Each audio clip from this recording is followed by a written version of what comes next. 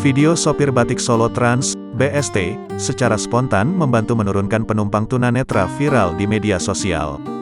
Sebelumnya postingan tersebut diunggah oleh akun Instagram @dishubsurakarta dan direpost kembali oleh akun sejumlah medsos.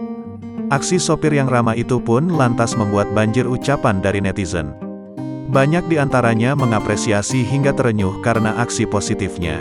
Kepala Unit Pelaksana Teknis, UPT, Angkutan Dinas Perhubungan, Dishub Solo, Yulianto Nugroho membenarkan kejadian tersebut.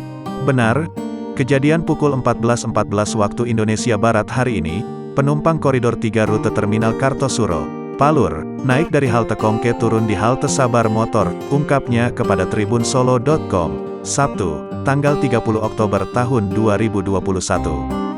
Yulianto menjelaskan nama pengemudi BST tersebut bernama Wahyu Setianto. Itu adalah satu dari pelayanan terbaik kami untuk para penumpang BST, seperti penumpang yang berkebutuhan khusus kami bantu, ujar Yulianto.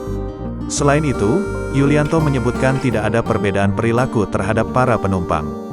Penumpang BST beragam, kami sama ratakan pelayanan dengan maksimal melakukan pelayanan seperti yang dilakukan sopir BST itu, Wahyu, aku dia.